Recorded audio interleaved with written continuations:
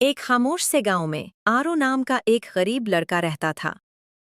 इसके वालिद किसान थे, मगर किस्मत ने सख्त इम्तिहान लिया। कहत आया और खेत वीरान हो गए। घर में फाके थे, मगर आरू के दिल में एक ख्वाब जिंदा था, अपने माँ बाप के चेहरे पर मुस्कुराहट लाने का ख्वाब। हर सुबह सूरज निकलने से पहले आरू को 10 किलोमीटर पैदल स्कूल की तरफ चलना पड़ता। रास्ते में लोगों की बातें उसके कानों में जहर की तरह घुल जातीं। गरीब के ख्वाब ये कभी पूरे नहीं होते। आरू खामोश रहता, क्योंकि वो जानता था खामोश मेहनत शोर मचाने से ज्यादा ताकतवर होती है। एक दिन स्कूल में जिला का अफसर आया। उसने नर्म आवाज में बच्चों से पूछा, बेटा तुम बड़े होकर क्या बनना चाहते हो? जब आरू की बारी आई तो उसकी आवाज कांप रही थी, आंखें झुकी हुई थीं। सर, मैं अफसर बनना चाहता हूँ। क्लास में हंसी गूंज उठी, मगर अफसर की आवाज में अजब सुकून था। जब उसने कहा, बेटा अगर हौसला सच्चा हो तो किस्मत भी झुक जाती है। ये अल्फाज आरू के दिल में चिराग बनकर जल उठे। इस तरह कई साल गुजर गए। एक दिन उसी गांव में एक सरकारी गाड़ी आकर रुकी। लोग हैरत से देख रहे थे। जब गाड़ी का दरवाजा खुला तो बाहर उतरने वाला शख्स कोई और नहीं, आरू था। वही आरू जिसके ख्वाबों का मजाक उड़ाया गया था। आरू ने गांव के बच्चों के लिए एक लाइब्रेरी बनवाई और धीमी आवाज में कहा, हालात हमें तोड़ने आते हैं, मगर हौसला हमें बनाने आता है। अगर आपको ये कहानी अच्छी लगी तो चैनल को सब्सक्राइब जरूर करें। एक खूबसूरत जंगल में जहां हर तरफ हरे भरे दरख्त थे, वहां सब जानवर खुशी खुशी रहते थे। इसी जंगल में एक छोटा सा परिंदा रहता था जिसका नाम था चुंटो। चुंटो बहुत प्यारा था, लेकिन वो बहुत छोटा और कमजोर था। जब वो उड़ने की कोशिश करता तो बाकी परिंदे उसकी उड़ान पर हंसने लगते। ये तो कभी ऊंचा उड़ ही नहीं सकता, ये पहाड़ों तक कैसे पहुंचेगा? वो चाहता था कि एक दिन वो बड़े बड़े पहाड़ों पर उड़कर दिखाए, जहां सिर्फ सबसे मजबूत परिंदे ही जा सकते हैं। सब परिंदे उस पर हंसते रहे, लेकिन चुंटो ने अपने ख्वाब को कभी नहीं छोड़ा। चुंटो हर दिन छोटी छोटी परवाज़ों की मश्क शुरू कर दी। पहले वो थोड़ा उड़ता, फिर थोड़ा और आहिस्ता आहिस्ता उसकी उड़ान मजबूत होती गई। चुंटो ने सीख लिया कि अगर हम मेहनत करें और हिम्मत न हारें तो कुछ भी मुमकिन है। फिर एक दिन जंगल में तेज तूफान आ गया।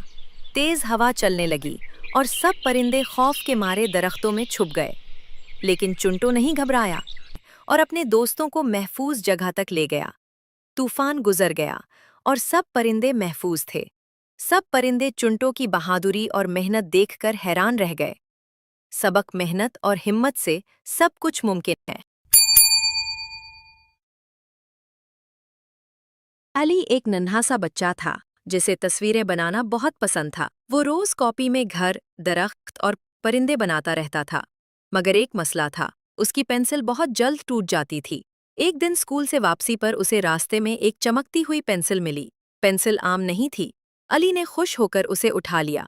अली ने वापस घर जाकर परिंदा बनाने का सोचा। जैसे ही उसने कॉपी में एक परिंदा बनाया, फिर क्या था, वो तस्वीर से निकलकर कमरे में उड़ने लगा। अली की आंखें हैरत से खुल गईं। उसने फौरन एक बिल्ली बनाई, फिर एक खिलौना बनाया। सब चीजें जिंदा हो गईं।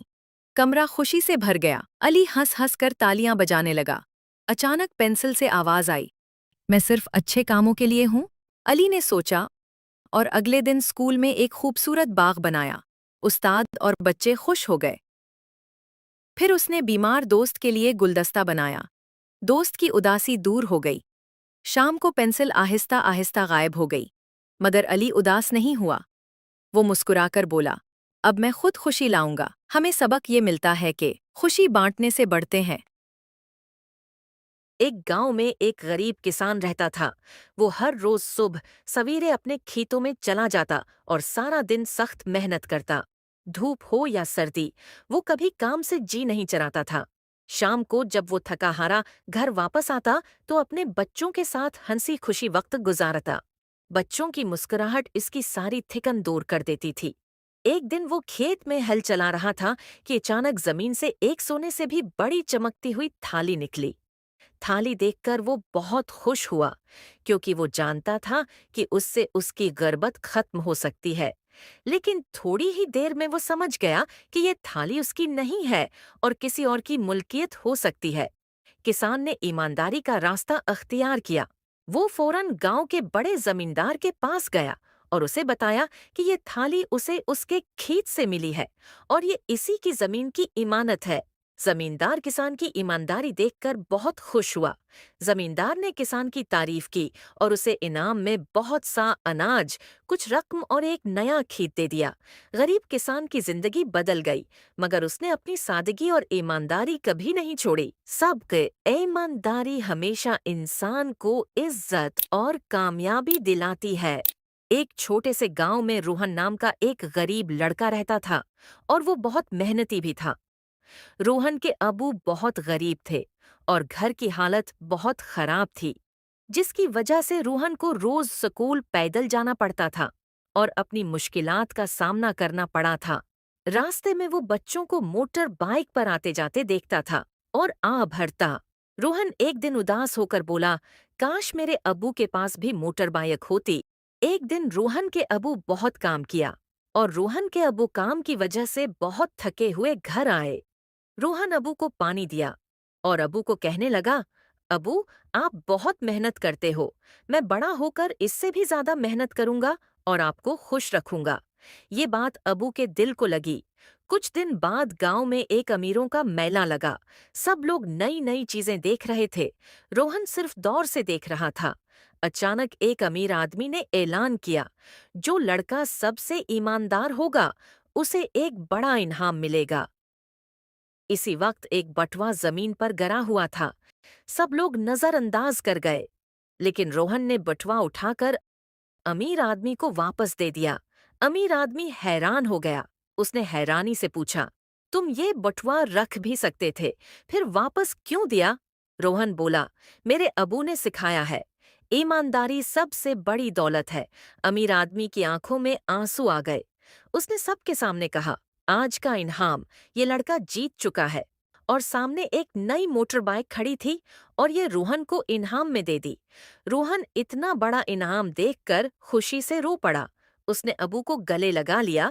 اس وقت اس کے ابو نے کہا، بیٹا یہ تمہاری سچائی کا انعام ہے، ایمانداری اور محنت کبھی خالی نہیں جاتی۔